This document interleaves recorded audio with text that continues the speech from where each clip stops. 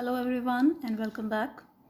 Today we are going to go through the third part of the chapter Silk Road, and up until now we came to know that how the narrator along with his driver were going through the planar areas of Tibet to reach the holy Mount Kailash. And this is the first place where they reached. It is a small town known as Hor. So let's get started with their journey. Hor was a grim, miserable place. There was no vegetation whatsoever, just dust and rocks, liberally scattered with years of accumulated refuse. Refuse is dirt, which was unfortunate given that the town sat on the shore of Lake Mansarovar, Tibet's most venerated stretch of water. Ancient Hindu and Buddhist cosmology pinpoints Mansarovar as the source of four great Indian rivers: the Indus, the Ganges, the Satluj, and the Brahmaputra. Actually, only the Satluj flows from the lake, but the headwaters of the others all rise nearby on the flanks of Mount Kailash. We were within striking distance of the great mountain, and I was eager to forge ahead. So they were in Hor, which was a very dirty, grim, very miserable kind of place. And it was very surprising for the narrator to see that such a dirty and miserable place was actually situated beside the holy, pious, beautiful Lake Mansarovar. Now, when we look at the Lake Mansarovar, it is so pure and it is so spiritual. And beside that, this is this dirty place, Hor, and that actually surprised the narrator. And he wanted to go ahead because he could realize that now Mount Kailash was actually very close. But I had to wait. Chetan told me to go and drink some tea in Hor's only cafe, which, like all the other buildings in town, was constructed from badly painted concrete and had 3 broken windows. The good view of the lake through one of them helped to compensate for the drought. So it was a very dirty place, very miserable. So the case was with the cafe. It was also very dirty, not very beautifully furnished, not very clean also. But amidst all that, there was only one thing which was good, and that was that beautiful view of Lake Mansarovar. And that is why the narrator wrote that it was like the compensation amidst all that unnecessary things. I was served by a Chinese youth in military uniform who spread the grease around on my table with a filthy rag before bringing me a glass and a thermos of tea.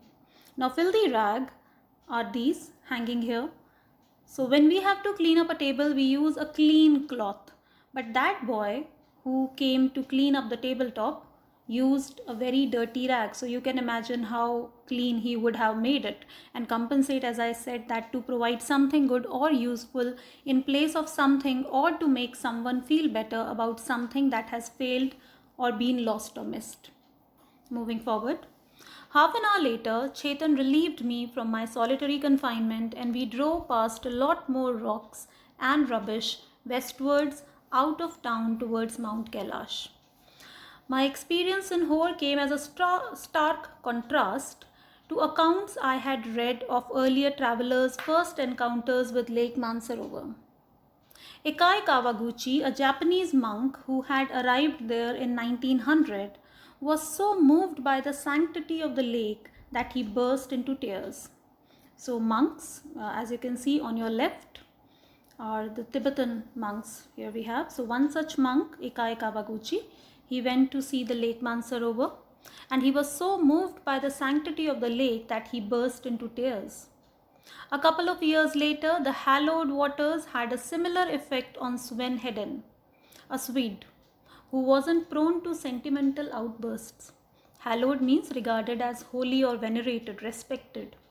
So these two people, when they witnessed Lake Mansarovar, they were completely overcome by their emotions and they started crying to look at this purity and beauty of this place. But the narrator could not relate to them, because whenever he would think about Lake Mansarovar, the image of that dirty and miserable Hor came instantly, automatically, and that is why he could not be moved in such a way.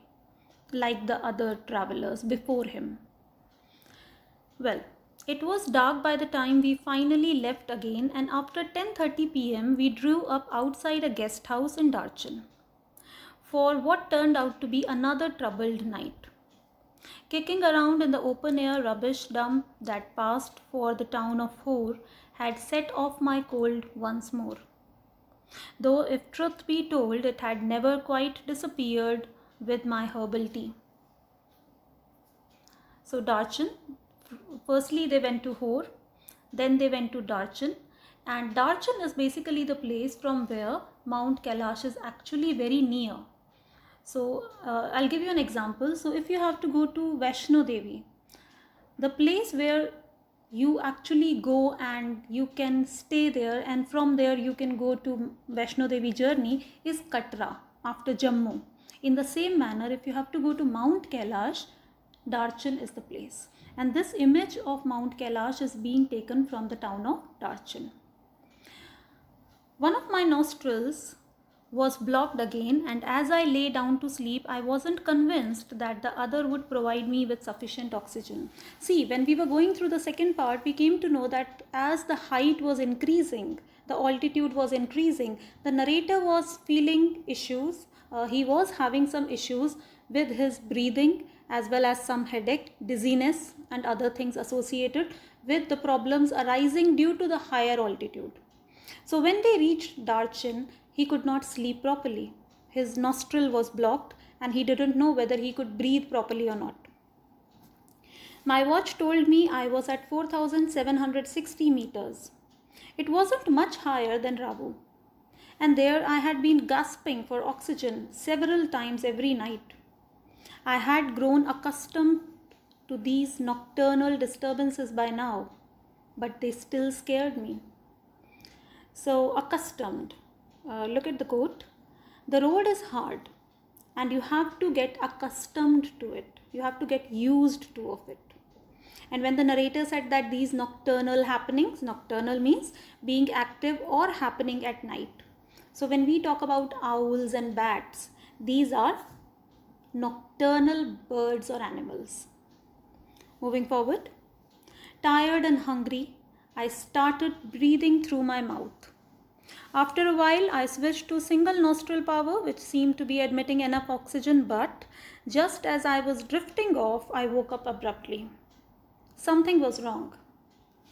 And drift off it is a phrasal verb, and it means that if you drift off to sleep, you gradually fall asleep. It was only when he finally drifted off to sleep that the headaches eased. Drifting off is slowly going to sleep. So he felt strangely heavy and I sat up. A movement that cleared my nasal passage almost instantly and relieved the feeling in my chest. Curious, I thought. I lay back down and tried again. Same result. I was on the point of disappearing into the land of Nod when something told me not to. It must have been those emergency electrical impulses again. But this was not the same as on previous occasions. This time I wasn't gasping for breath. I was simply not allowed to go to sleep. So the problem with the narrator was that he could not sleep. The moment he would lie down, he could not breathe. But if he was sitting, he could breathe. And he was surprised what was happening. Sitting up once more immediately made me feel better. I could breathe freely and my chest felt fine. But as soon as I lay down, my sinuses filled and my chest was odd. I tried propping myself upright against the wall, but now I couldn't manage to relax enough to drop off. Now let's go through this word, prop. To support something physically, often by leaning it against something else or putting something under it. Now look at the man, he is actually propping against the wall. I propped my bike up against the wall. So in the same manner, the narrator was trying to sleep while propping by the wall. He could not lie down actually. I couldn't put my finger on the reason, but I was afraid to go to sleep. A little voice inside me was saying that if I did, I might never wake up again. So I stayed awake all night. Chetan took me to the Darchan Medical College the following morning. The medical college at Darchan was new and looked like a monastery from the outside, with a very solid door that led into a large courtyard. So this is a kind of monastery, and the medical college looked like this. There was a huge door and there was a courtyard in the middle.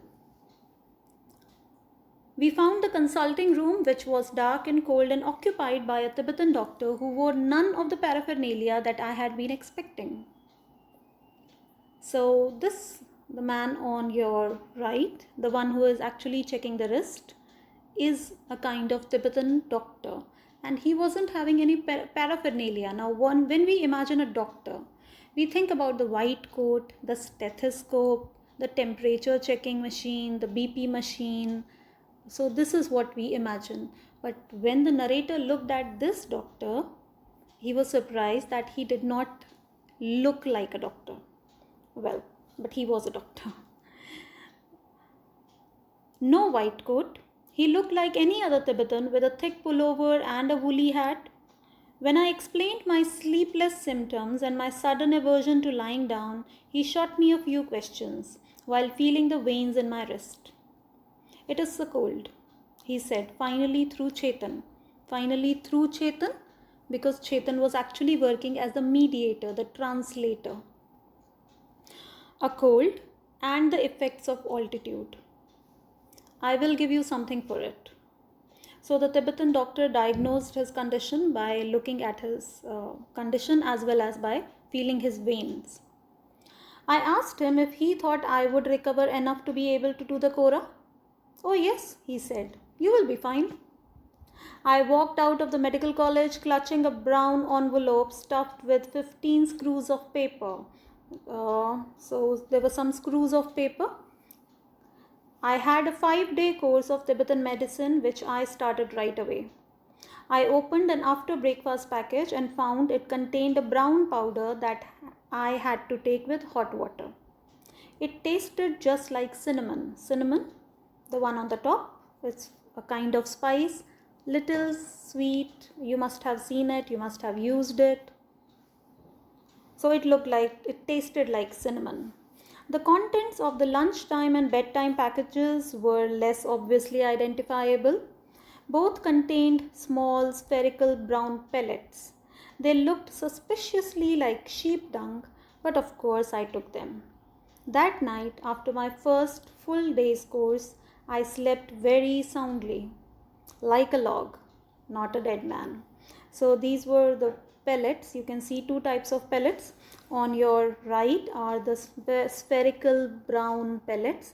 On your left are these cylindrical brown pellets. So both are pellets. And then the narrator was properly relieved out of his pain and he could sleep properly, and as he mentioned that he slept like a log. It means that he slept very well. Now look at an example. No, I didn't hear the storm outside. I was so tired that I slept like a log all night. So in the same manner, the narrator slept. And let us close it for today, this part. And let us close it with this beautiful piece of art. Take a deep breath, pick yourself up, dust yourself off, and start all over again. And this goes so well with the condition of the narrator. He wasn't feeling very well. He wasn't happy with Hor. His physical condition was deteriorating, but he took the medicines. He get off from all his previous emotions, and after this, he is now going to get ready to complete his Kora to Mount Kailash. So with this, let us close it for today, and we will go through the last part in the next session. Thanks a lot.